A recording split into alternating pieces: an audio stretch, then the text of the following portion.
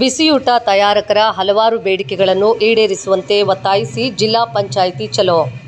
ಕೇಂದ್ರ ಮತ್ತು ರಾಜ್ಯ ಸರ್ಕಾರಗಳ ಬಜೆಟ್ನಲ್ಲಿ ಬಿಸಿಯೂಟ ನೌಕರರ ಕನಿಷ್ಠ ವೇತನವನ್ನು 10,500 ರುಗಳಿಗೆ ಹೆಚ್ಚಳ ಮಾಡುವಂತೆ ಹಾಗೂ ಹಲವಾರು ಬೇಡಿಕೆಗಳನ್ನು ಈಡೇರಿಸುವಂತೆ ಒತ್ತಾಯಿಸಿ ಮಂಗಳವಾರ ಕೋಲಾರ ನಗರದ ನಚಿಕೇತನ ನಿಲಯದಿಂದ ಜಿಲ್ಲಾ ಪಂಚಾಯಿತಿವರೆಗೆ ಪ್ರತಿಭಟನಾ ಜಾಥಾ ಮೂಲಕ ತೆರಳಿ ಮುತ್ತಿಗೆ ಹಾಕಿ ಮುಖ್ಯಮಂತ್ರಿಗಳಿಗೆ, ಉಪಮುಖ್ಯಮಂತ್ರಿಗಳಿಗೆ, ಸಚಿವರಿಗೆ ಹಾಗೂ ಕೇಂದ್ರ ಸರ್ಕಾರಕ್ಕೆ ಜಿಲ್ಲಾ ಪಂಚಾಯಿತಿ ಮುಖ್ಯ ಕಾರ್ಯನಿರ್ವಹಣಾಧಿಕಾರಿಗಳ ಮೂಲಕ ಮನವಿ ಸಲ್ಲಿಸಲಾಯಿತು. ಈ ಸಂದರ್ಭದಲ್ಲಿ ಪ್ರಜಾ ಸೇವಾ ಸಮಿತಿ ಸಂಯೋಜಿತ ಹಾಗೂ ಕರ್ನಾಟಕ ರಾಜ್ಯ ಅಕ್ಷರ ದಾಸೋಹ ಬಿಸಿಯೂಟ ನೌಕರರ ಕ್ಷೇಮಾಭಿವೃದ್ಧಿ ಸಮಿತಿಯ ಸಂಸ್ಥಾಪಕ ಅಧ್ಯಕ್ಷ ಕಲ್ವಮಂಜಲಿ ಸಿ. ಶಿವಣ್ಣ ಮಾತನಾಡಿ, ಕಳೆದ 23 ವರ್ಷಗಳಿಂದ ಬಿಸಿಯೂಟ ತಯಾರಿಕೆಯಲ್ಲಿ ದುಡಿಯುತ್ತಿರುವ ನೌಕರರು ಕಡಿಮೆ ಸಂಬಳಕ್ಕೆ ದುಡಿಯುತ್ತಿದ್ದು, ಪ್ರಸ್ತುತ ಕೇವಲ 3,600 ರಿಂದ 3,700 ರು ಸಂಬಳಕ್ಕೆ ದುಡಿಯುತ್ತಿದ್ದು, ಜೀವನ ನಿರ್ವಹಣೆ ಕಷ್ಟವಾಗಿದೆ ಎಂದರು. ಆದ್ದರಿಂದ ರಾಜ್ಯದ ಎಲ್ಲ ಬಿಸಿಯೂಟ ನೌಕರರಿಗೆ ಕನಿಷ್ಠ ವೇತನ 10,500 ರುಗಳನ್ನು ಮುಂಬರುವ ಬಜೆಟ್ನಲ್ಲಿ ಹೆಚ್ಚಳ ಮಾಡಬೇಕು. ಸರ್ಕಾರಿ ಶಾಲೆಗಳಲ್ಲಿ LKG, UKG ಪ್ರಾರಂಭಿಸಬೇಕು. ಸರ್ಕಾರಿ ನೌಕರರ ಮಕ್ಕಳನ್ನು ಕಡ್ಡಾಯವಾಗಿ ಸರ್ಕಾರಿ ಶಾಲೆಗಳಿಗೆ ದಾಖಲು ಮಾಡುವಂತೆ ಆದೇಶ ಹೊರಡಿಸಿ ಸರ್ಕಾರಿ ಶಾಲೆಗಳನ್ನು ಉಳಿಸಬೇಕು. ಪ್ರತಿ ತಿಂಗಳು 5ನೇ ತಾರೀಕು ಬ್ಯಾಂಕ್ ಮೂಲಕ ವೇತನ ನೀಡಬೇಕು ಹಾಗೂ ಬೇಸಿಗೆ ರಜಾ ದಿನಗಳ ವೇತನ ನೀಡಬೇಕು. SDMC ಹಾಗೂ ಶಾಲಾ ಶಿಕ್ಷಕರಿಂದ ಬಿಸಿಯೂಟ ನೌಕರರಿಗೆ ಆಗುತ್ತಿರುವ ಕಿರುಕುಳ ತಪ್ಪಿಸಬೇಕು. ಕಿರುಕುಳ ನೀಡುವವರ ಮೇಲೆ ಕಾನೂನು ಕ್ರಮ ಕೈಗೊಳ್ಳಬೇಕು. ಸಮವಸ್ತ್ರ ನೀಡಬೇಕು. ಯಾವುದೇ ಕಾರಣಕ್ಕೂ ಕೆಲಸದಿಂದ ತೆಗೆಯಬಾರದು. ವಿಮಾ ಪಾಲಿಸಿ ನೀಡಬೇಕು ಹಾಗೂ 2 ಲಕ್ಷ ಎಡಿಗಂಟು ನೀಡಬೇಕು. ಅವಘಡಗಳಿಗಾದ ಸರ್ಕಾರವೇ ಚಿಕಿತ್ಸಾ ವೆಚ್ಚ ಭರಿಸಬೇಕು. ನೌಕರರ ಮಕ್ಕಳಿಗೆ ಸರ್ಕಾರಿ ಹುದ್ದೆಗಳಲ್ಲಿ ಆದ್ಯತೆ ನೀಡಬೇಕು. ಬಿಸಿಯೂಟ ನೌಕರರ ರಕ್ಷಣೆಗೆ ಜಿಲ್ಲಾ ಮಟ್ಟದ ರಕ್ಷಣಾ ಸಮಿತಿ ರಚಿಸಬೇಕೆಂದು ಒತ್ತಾಯಿಸಿದರು.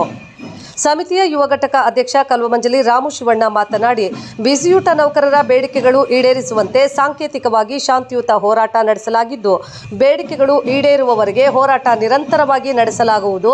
ಬೇಡಿಕೆಗಳನ್ನು ಸರ್ಕಾರ ಮುಂದಿನ ಬಜೆಟ್ನಲ್ಲಿ ಈಡೇರಿಸದಿದ್ದರೆ ರಾಜ್ಯದ ಎಲ್ಲ ಬಿಸಿಯೂಟ ನೌಕರರು ಕೆಲಸ ಸ್ಥಗಿತಗೊಳಿಸಿ ಫ್ರೀಡಂ ಪಾರ್ಕ್ನಲ್ಲಿ ಅನಿರ್ದಿಷ್ಟ ಮುಷ್ಕರ ನಡೆಸಲಾಗುವುದೆಂದು ಎಚ್ಚರಿಕೆ ನೀಡಿದರು. ಹಸಿರು ಸೇನೆ ಜಿಲ್ಲಾ ಪ್ರಧಾನ ಕಾರ್ಯದರ್ಶಿ ಜಿ. ನಾರಾಯಣಸ್ವಾಮಿ ಮಾತನಾಡಿ, ಬಿಸಿಯೂಟ ನೌಕರರಿಗೆ ಸುರಕ್ಷತೆ ಇಲ್ಲವಾಗಿದ್ದು, ಹಳೆಯ ಪಾತ್ರೆ, ಸ್ಟವ್ ಅವಧಿ ಮುಗಿದಿರುವ ಗ್ಯಾಸ್ ಸಿಲಿಂಡರ್, ಪೈಪ್ಗಳಿಂದ ಪ್ರಾಣ ಭಯದಲ್ಲೇ ಅಡುಗೆ ಮಾಡುವ ಪರಿಸ್ಥಿತಿ ಏರ್ಪಟ್ಟಿದೆ. ಸರ್ಕಾರ ಹೊಸ ಸಲಕರಣೆಗಳನ್ನು ಒದಗಿಸುವಂತೆ ಆಗ್ರಹಿಸಿದರು. ಪ್ರತಿಭಟನೆಯಲ್ಲಿ ಜಿಲ್ಲೆಯ ಎಲ್ಲ ತಾಲೂಕುಗಳಿಂದ 1000ಕ್ಕೂ ಹೆಚ್ಚು ಬಿಸಿಯೂಟ ನೌಕರರು ಭಾಗವಹಿಸಿದ್ದು, ಪ್ರತಿಭಟನೆಯ ನೇತೃತ್ವವನ್ನು ಕಲ್ವಮಂಜಲಿ ಸಿ. ಶಿವಣ್ಣ ಹಾಗೂ ಅಕ್ಷರ ದಾಸೋಹ ನೌಕರರ ಕ್ಷೇಮಾಭಿವೃದ್ಧಿ ಸಮಿತಿಯ ಮುಖಂಡರುಗಳು ವಹಿಸಿದರು.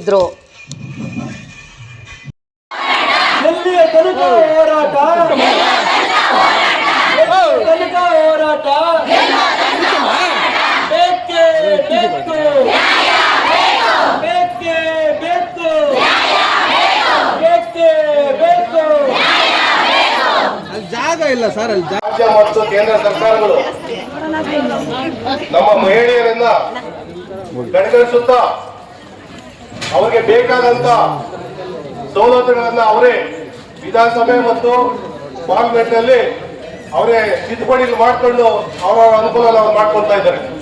ಇಂಥ ಸಂದರ್ಭದಲ್ಲಿ ನಮ್ಮ ಮಹಿಳೆಯರಾದಂತ ಬಿಸಿಯೂಟ ನೌಕರರ ಬಗ್ಗೆ ಸುಮಾರು 22 ವರ್ಷದಿಂದ ನಮ್ಮ ಏನು SM ಕೃಷ್ಣ ಸಾಹೇಬರು ಮುಖ್ಯಮಂತ್ರಿಗಳಾಗಿದ್ದಾಗ ಈ ಯೋಜನೆಯನ್ನು ತಂದು ಸ್ಕೂಲ್ಗಳಲ್ಲಿ ಅಂದ್ರೆ ಶಾಲೆಗಳಲ್ಲಿ ಮಕ್ಕಳಿಗೆ ಅಡಿಗೆ ಮಾಡುವುದರ ಜೊತೆಗೆ ಏನು ಬಡ ಮಹಿಳೆಯರು ಕೂಲಿಗೆ ಹೋಗ್ತಾ ಇದ್ರು, ಆ ಮಕ್ಕಳನ್ನ ಸ್ಕೂಲಲ್ಲಿ ಬಿಟ್ಟು ಆ ಮಕ್ಕಳು ಹೆಚ್ಚಿನ ವಿದ್ಯಾಭ್ಯಾಸ ಮಾಡ್ಲಿ ಅಂತ ಹೇಳಿ 2,000 ರೂಪಾಯಿ ಗೃಹಲಕ್ಷ್ಮಿ ಕೊಡ್ತೀನಿ ಅಂತ ಹೇಳಿದಿರಿ. ಸಂತೋಷ, ಕೊಡಿ ಸಂತೋಷ. ಅವರು ನಮ್ಮ ಹೆಣ್ಮಕ್ಳೆ ಏನಕ್ಕೆ ಕೊಡ್ತಾ ಇದ್ದೀರಿ? ಸಂಸಾರ ನಿರ್ವಹಣೆ ಮಾಡೋದಕ್ಕೆ ಹೆಣ್ಮಕ್ಳು ಕೊಟ್ರೆ ಆರ್ಥಿಕವಾಗಿ ಮೇಲೆ ಬರ್ತಾರೆ ಅಂತ ಹೇಳ್ಬಿಟ್ಟು ಸರ್ಕಾರ ನೀವು 2,000 ರೂಪಾಯಿ ಕೊಡ್ತಾ ಇದ್ದೀರಿ. ಸಂತೋಷ, ಕೊಡಿ. ಹಾಗಾದ್ರೆ ನಾವು ಬಿಸಿಯೂಟ ಹೆಣ್ಮಕ್ಳು 23 ವರ್ಷದಿಂದ ಸರ್ಕಾರದ ಯೋಜನೆಯನ್ನು ನಾವು ಯಶಸ್ವಿಗೊಳಿಸಿದೀವಲ್ಲ. ಮಧ್ಯಾಹ್ನದ ಬಿಸಿಯೂಟದ ಜೊತೆಗೆ ಕ್ಷೀರ ಭಾಗ್ಯ ಮತ್ತೆ ಮಾಯಿಟೋ, ಮೊಟ್ಟೆ, ಬೇರೆ ಬೇರೆ ನೀವೇನೇನು ಹೇಳ್ತೀರಿ ಸರ್ಕಾರ ಎಲ್ಲವನ್ನೂ ಕೂಡ ನಾವು ಹೆಣ್ಮಕ್ಳು ನಾವು ಕೆಲಸ ನಿರ್ವಹಿಸ್ತಾ ಇದ್ದೀವಿ. ಆದ್ರೆ ನಾವು ಕೊಟ್ಟಿರ್ತಕ್ಕಂಥ ವೇತನ ಎಷ್ಟು? 3,000 ಮಾಡ್ತೀರಿ. ಬೆಳಗ್ಗೆ 9:30 ಬಂದ್ರೆ 9:30 ಅಕ್ಕಿ ಹಾಯಿಸ್ತೀವಿ, ಅಕ್ಕಿ ತೊಳಿತೀವಿ, ಪಾತ್ರೆ ತೊಳಿತೀವಿ, ಸ್ಟವ್ ಹಚ್ತೀವಿ, ಅನ್ನ ಮಾಡ್ತೀವಿ, ಸಾಂಬಾರ್ ಮಾಡ್ತೀವಿ, ಮುದ್ದೆ ಮಾಡ್ಕೊಡ್ತೀವಿ, ಚಪಾತಿ ಮಾಡ್ಕೊಡ್ತೀವಿ, ನಾವು ಮೇಸ್ಟ್ರು ಮೇಡಮ್ ಒಂದು ಆರೋಗ್ಯನೂ ನೋಡ್ಕೊಂತೀವಿ, ನಮ್ಮ ಮಕ್ಕಳನ್ನ ನೋಡ್ಕೊಂತೀವಿ ಅಲ್ವಾ? ಇದೆಲ್ಲ ನೋಡ್ಕೊಳ್ಳೋದ್ರ ಜೊತೆಗೆ ಸರ್ಕಾರಕ್ಕೂ ಒಳ್ಳೆ ಹೆಸರನ್ನ ನಾವು ತಂದ್ಕೊಡ್ತಾ ಇದ್ದೀವಿ. ಸರ್ಕಾರಕ್ಕೂ ಕೂಡ ನಾವು ಒಳ್ಳೆ ಹೆಸರನ್ನ ನಾವು ತಂದ್ಕೊಡ್ತಾ ಇದೀವಿ ಇಲ್ವಾ? ಸರ್ಕಾರಕ್ಕೂ ಕೂಡ ನಾವು ಹೆಣ್ಮಕ್ಳು ಒಳ್ಳೆ ಹೆಸರನ್ನು ತಂದ್ಕೊಡ್ತಾ ಇದ್ದೀವಿ. ಆದ್ರೆ ನಮಗ್ ಕೊಡ್ತಾ ಇರ್ತಕ್ಕಂಥ ವೇತನ ಎಷ್ಟು? ನೀವು ಸರ್ಕಾರ ಆಡ್ತಾ ಇರ್ತಕ್ಕಂಥವ್ರು, ಶಿಕ್ಷಣ ಸಚಿವರು, ಸರ್ಕಾರದ ಮುಖ್ಯಮಂತ್ರಿಗಳು, ಸರ್ಕಾರದ ಉಪಮುಖ್ಯಮಂತ್ರಿಗಳು, ನೀವು ಗಮನಿಸಬೇಕು. 3,600 3,700ಕ್ಕೆ ಏನು ಬರುತ್ತೆ ಅಂತ. ಇವತ್ತು ನೀವೆಲ್ಲ ಅಡಿಗೆ ಮಾಡ್ತಾ ಇದ್ದೀರಿ, ಎಲ್ರಿಗೂ ಮಕ್ಕಳಿದ್ದಾರೆ. ಇವತ್ತು ಮಗಳಿಗೂ ಮದುವೆ ಆಗ್ತಾ ಇದೀವಿ ಅಂತಂದ್ರೆ ನಾನು ಕಷ್ಟಪಟ್ಟಿರೋ ದುಡ್ಡು, ನನ್ನ ಸಂಬಳ ಇವತ್ತು ಒಂದ್ ಜೊತೆ ವಾಲೆ ಕೊಡಿಸ್ಬೇಕು ಅಂತಂದ್ರೆ 55,000-60,000 ರೂಪಾಯಿ ಬೇಕು. 5 ಗ್ರಾಮ್ ಒಡವೆ 8,000 ರೂಪಾಯಿಗೆ ಗ್ರಾಮ್ ಒಡವೆ. ಆ 60,000 ರೂಪಾಯಿನ ಕೂಡಿಡ್ಬೇಕು ಅಂದ್ರೆ 3,600 ರೂಪಾಯಲ್ಲಿ ಎಷ್ಟು ತಿಂಗಳ ಕೆಲಸ ಮಾಡ್ಬೇಕು ನಾವು? ಎಷ್ಟು ತಿಂಗಳ ಮಾಡ್ಬೇಕಕ್ಕ? ನಮ್ಮ ಮಗಳಿಗೆ, ನಮ್ಮ ಮಟ್ಟಲ್ಲಿರ್ತಕ್ಕಂಥ ಮಗಳಿಗೆ ಒಂದ್ ಜೊತೆ ವಾಲೆ ಕೊಡ್ಸಕ್ ಕೂಡ ಆಗ್ತಾ ಇಲ್ಲ. ಇವತ್ತು ಹಾಸ್ಪಿಟಲ್ಗೆ ಹೋದ್ರೆ ನಾವು ಹಾಸ್ಪಿಟಲ್ ಅಲ್ಲಿ ಆರೋಗ್ಯ ಖರ್ಚು ಕೂಡ ನಾವು ನೋಡ್ಸ್ಕೊಳಕ್ ಆಗ್ತಾ ಇಲ್ಲ. ಇವತ್ತು ಜೀವನನೂ ಮಾಡಕ್ ಆಗ್ತಾ ಇಲ್ಲ, ಮಕ್ಕಳನ್ನ ಓದಿಸೋದಕ್ಕೂ ಆಗ್ತಾ ಇಲ್ಲ, ಸಂಸಾರ ಮಾಡೋದಕ್ಕೂ ಆಗ್ತಾ ಇಲ್ಲ. ನಮ್ಗೆ ಏನಾದ್ರೂ ಆರೋಗ್ಯ ಸಮಸ್ಯೆ ಬಂದ್ರೆ ನೋಡ್ಸ್ಕೊಳಕ್ಕೂ ಆಗ್ತಾ ಇಲ್ಲ ಅಲ್ವಾ? ಅಲ್ವೇನಕ್ಕ? ಜೊತೆಗೆ ಇದ್ರ ಜೊತೆ ನೋಡಿ ವಿಪರ್ಯಾಸ ಏನಂತಂದ್ರೆ ಮಕ್ಕಳ ಸಂಖ್ಯೆ ಕಡಿಮೆ ಆಯ್ತಂದ್ರೆ ಮನೆಗೆ ಹೋಗ್ಲಿ ಅಂತಾರೆ.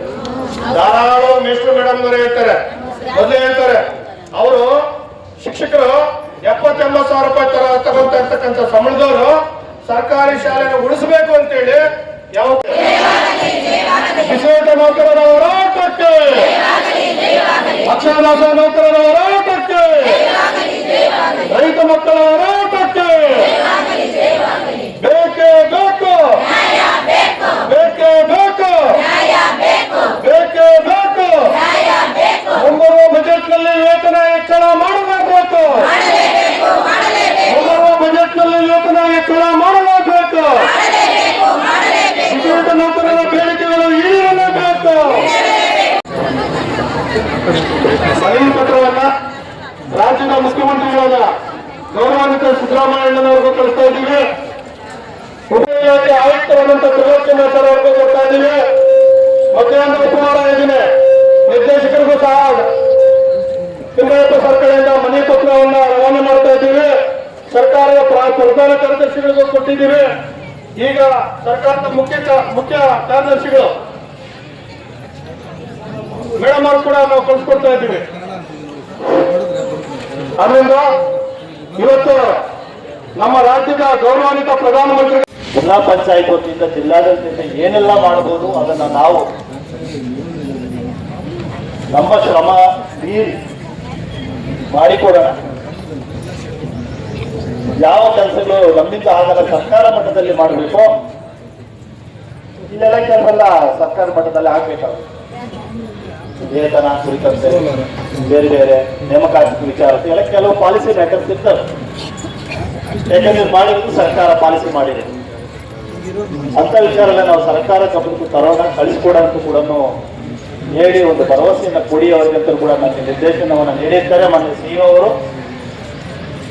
ನೀವು ಒಂದು ಮೆಮೊರಿಯಿಂದ ನಮ್ಮನ್ನು ತಗೊಳ್ಳಿ, ನಮ್ಮ ಪ್ರಯತ್ನ ಮೀರಿ ನಾವು ಕೆಲಸ ಮಾಡಿಕೊಡೋಣ ಅಂತ ಕೂಡ ನಮಗೆ ಹೇಳಿದ್ದಾರೆ. ಆ ಒಂದು ನಿರ್ದೇಶನ ಮೇರೆಗೆ ಈ ಒಂದು ಏನು ಮುಖ್ಯಮಂತ್ರಿ ಅಂತ ಹಿಡಿದು ನನ್ನ ಪ್ರಧಾನಮಂತ್ರಿಗಳು, ಕಾರ್ಯದರ್ಶಿಗಳು, ಆಯುಕ್ತರು, ಮುಖ್ಯ ಕಾರ್ಯದರ್ಶಿಗಳು ಎಲ್ಲರೂ ಕೂಡ ಮೆಮೊರಂಡಮ್ ಅನ್ನ ನಾವು ಸ್ವೀಕರಣೆ ಮಾಡಿದ್ದೀವಿ. ಇದೆಲ್ಲವನ್ನು ಕೂಡ ನಾವು ಕಳ್ಸಿಕೊಡತಕ್ಕಂಥದನ್ನ ಕೆಲಸವನ್ನೂ ಮಾಡ್ತೀವಿ ಹಿಂದೆ.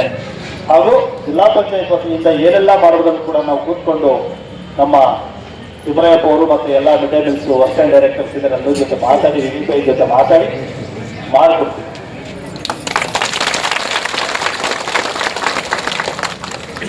ಮುಂದುವರೆಯೋದು ನಾನು ಒಂದೇದಾಗಿ ಹೇಳಕ್ಕೆ ಇಷ್ಟಪಡ್ತೀನಿ ಅಂದರೆ, ನಾವು ಕೂಡ ನಿಮ್ಮ ಕಷ್ಟಗಳನ್ನು ಕೂಡ ನಾನು ನೇರವಾಗಿ ಸ್ವತಃ ನೋಡಿದ್ದೆ. ಕಳೆದ ಮೊನ್ನೆ ಇದು ಕೇಂದ್ರ ಚುನಾವಣಾ ಆಯೋಗದಂತೆ ಸಂಸತ್ ಸದಸ್ಯರ ಚುನಾವಣೆ, ಲೋಕಸಭಾ ಚುನಾವಣೆಯಲ್ಲೂ ಕೂಡ ಅಲ್ಲಿ ಹೋಗ್ತಕ್ಕಂಥ ಟೀಚರ್ಗೆ ಯಾರು ಬೂತ್ಗಳಿಗೆ ಹೋಗ್ತಾರಲ್ಲ, election officer 1, 2, 3, 4 D group police ಸಿಬ್ಬಂದಿ ಎಲ್ಲ ಕೂತಿರ್ತೀವಿ. ಅವ್ರಿಗೆ